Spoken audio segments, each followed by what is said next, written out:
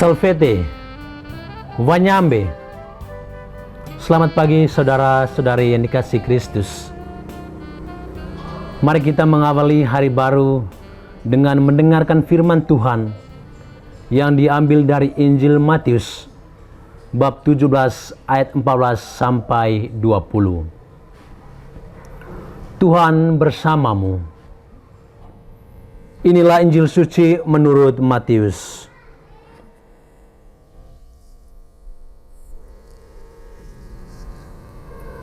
Sekali peristiwa, datanglah seorang kepada Yesus dan berlutut di hadapannya. Katanya, "Tuhan, kasihanilah anakku. Ia sakit ayan dan sangat menderita. Ia sering jatuh ke dalam api dan juga sering ke dalam air. Aku sudah membawanya kepada murid-murid-mu, tetapi mereka tidak dapat menyembuhkannya." Kata Yesus, "Hai generasi yang tidak percaya dan sesat, sampai kapan aku harus tinggal di antara kamu? Sampai kapan aku harus sabar terhadap kamu? Bawalah anak itu kemari." Yesus menghardik dia, dan anak itu pun sembuh seketika itu juga. Kemudian murid-murid Yesus datang, dan ketika mereka sendirian dengan dia, bertanyalah mereka, "Mengapa kami tidak dapat mengusir setan itu?" Ia berkata kepada mereka, "Karena kamu kurang percaya. Sebab sesungguhnya aku berkata kepadamu, sekiranya kamu mempunyai iman sebesar biji sesawi saja, kamu dapat berkata kepada gunung ini, 'Pindah dari tempat ini ke sana,' maka gunung ini akan pindah, dan tidak akan ada yang mustahil bagimu." Demikianlah sabda Tuhan. Saudara-saudari yang dikasihi Kristus, tema kita hari ini adalah hanya iman yang kuat yang dapat menyelamatkan. Iman yang sejati dan mendalam mampu menghasilkan buah, kesembuhan, dan sukacita. Sebaliknya, iman yang dangkal hanya melahirkan keraguan dan ketidakpastian. Dalam bacaan Injil hari ini, Yesus menegur para murid yang gagal menyembuhkan seorang anak yang sakit.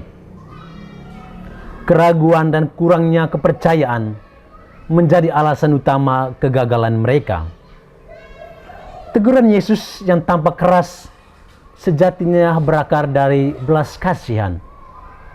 Ia kecewa karena meski selalu bersamanya, iman para murid masih lemah. Yesus menegaskan bahwa iman adalah kunci mengatasi setiap rintangan. Ia menggunakan kiasan memindahkan gunung, sebuah tradisi ungkapan Yahudi yang berarti menghilangkan kesulitan.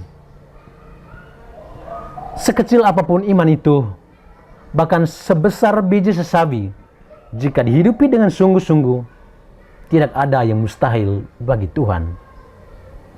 Sebab iman bukan soal kehebatan pribadi, melainkan sejauh mana mempercayakan diri pada kuasa Allah. Saudara-saudari terkasih, bagaimana dengan kita? Sebagai orang beriman, kita diajak untuk tidak mudah gentar atau pesimis menghadapi penderitaan. Tuhan pasti memberi jalan dan kekuatan jika kita sungguh-sungguh berharap kepadanya. Marilah kita terus memupuk iman agar semakin bertumbuh subur, kokoh dan teguh, sehingga kita mampu menghadapi gunung persoalan hidup kita. Percayalah, penyenggaran dan campur tangan Allah Tritunggal Maha Kudus selalu nyata bagi orang yang percaya. Tuhan memberkati kita. Marilah kita berdoa. Tuhan, Pagi ini kami kembali naikkan puji dan syukur kepadamu.